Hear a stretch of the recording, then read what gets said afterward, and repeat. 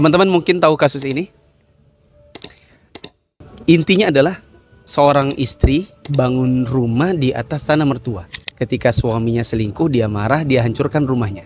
Jadi istrinya marah karena istrinya merasa dikhianati, sementara dia sudah bangun rumah buat berdua di atas tanah mertua. Yang saya mau bahas di sini bukan soal selingkuhnya, tapi soal percampuran harta antara dua belah pihak. Yang nanti ke depannya kalau ada masalah itu akan berabe gitu. Saya mau bahas ini karena saya ternyata dapatnya ada beberapa kasus yang mirip-mirip. Contoh ya, Ana dapatnya ada seorang ikhwan bangun rumah di atas tanah orang tuanya. Ternyata qadarullah dia kan meninggal. Pertanyaannya, rumah sama tanah di atas satu tempat, sementara kita nggak pernah tahu misalnya tanahnya orang tua dulu harganya berapa, dan dia mengeluarkan uang untuk bangun 3 lantai itu berapa. Ketika dia meninggal, bangunan kan duitnya dia, dan di situ ada warisan buat anak dan istrinya. Sementara tanah siapa? Orang tua. Di mana orang tua punya anak kandung yang lain. Sehingga yang anak kemudian menjadi bingung itu gini. Ini kalau nanti dijual berapa persentasenya? Beda kalau kita tuh tahu modal pokoknya. Oh ini harga tanah sekian, bangunan sekian.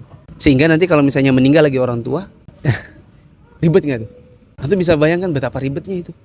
Anak dapatin lagi bukan kasus sih. Soalnya belum jadi kasus. Kisah lah. Yang nanti ini suatu saat mungkin akan jadi kasus. Seorang ikhwan bangun rumah di atas tanah orang tua juga. Ana bilang ini tanahnya siapa?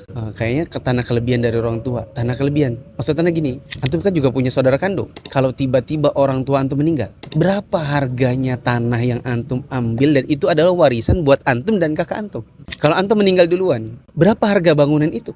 Dan berapa tanahnya? Di mana bangunan itu buat istri antum, buat anak antum. Sementara tanahnya punya orang tua. Jadi gini teman-teman, kita tuh sering kali sekarang nih kayak kita kan sehidup semati, jadi kita asetnya bersama gitu. Padahal belakangan nanti akan menimbulkan masalah baru. Ada contoh lagi, asetnya sama-sama punya anak-anak karena warisan dari orang tua. Tetapi masing-masing dari anak ini lama-lama akhirnya anaknya menikah. Anak-anak ini punya anak lagi, yang anak-anaknya sudah nikah. Dan masing-masing sekarang punya anak lagi. Jadi para anak ini sekarang menjadi nenek-nenek, menjadi kakek-kakek. Ketika nanti mereka meninggal, sementara ini tidak diketahui berapa persentase masing-masing, itu pasti akan menimbulkan cekcok nanti antara para keponakan dengan silangannya, maksudnya dengan tantenya, dengan pamannya. Kalau nanti si anak ini ternyata meninggal, mereka masih punya cucu, akan meninggalkan perselisihan antara cucu lawan kakek paman dengan nenek tante.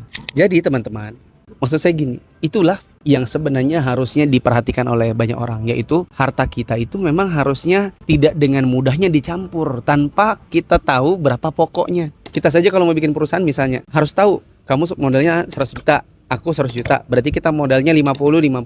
Nanti kalau untung kita dapat sekian, kalau kita rugi nanti bagaimana? Itu harusnya sudah diketahui dari awal. Nah ini misalnya anak main tiba-tiba bangun, tapi tidak komunikasi dengan saudara kandungnya. Yang paling banyak saya dapati juga, anak pakai uang orang tua tanpa diketahui oleh saudara-saudaranya yang lain. Yang itu menimbulkan tanda tanya, menimbulkan prasangka terhadap kita yang menggunakan uangnya. Anak pernah didatangi oleh, ya itulah yang menyelesaikan masalah warisan.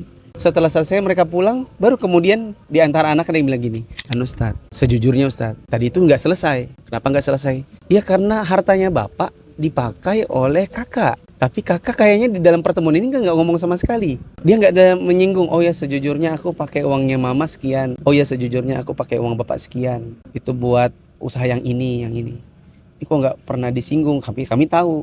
Ada firman Allah Ta'ala, ya ayyuhalladzina amanu la ta'kulu amwalakum bainakum bil batil illa an takuna tijaratan an taradhim minkum. Allah mengatakan, wahai orang beriman, janganlah kalian memakan harta satu sama yang lain dengan cara yang batil, kecuali bila ada tijarah di antara kalian yang sifatnya adalah saling ridho. Dan saling memakan harta dengan cara yang batil itu diantaranya adalah ketika seseorang bersekutu di dalam satu harta, lalu kemudian tidak diketahui berapa modal pokoknya, yang ujung-ujungnya nanti akan menyisakan permasalahan baru. Kamu dapat berapa, aku dapat berapa, manakala terjadi permasalahan atau perselisihan. Saya suka bilang gini, kita itu kalau lagi mau ngumpul, mau kontengan, mau bersekutu, itu kayak saudara. Oh, bukan kita saudara ya gini. Begitu nanti sudah berkembang, lalu kemudian jadi ini, jadi itu, mulai satu sama yang lain saling menuding. Ini kan dulu punya aku, kan kamu cuma segini. Akhirnya kelahi, akhirnya berebutan, akhirnya pengadilan, akhirnya. Nah, ini semoga bisa jadi pelajaran. Satu lagi pelajarannya adalah, sudah kalian suami istri, bangunlah aset di atas harta sendiri. Gak usah misalnya nanti numpang di mertua ini, terus nanti kadang-kadang ujung-ujungnya adalah perselisihan.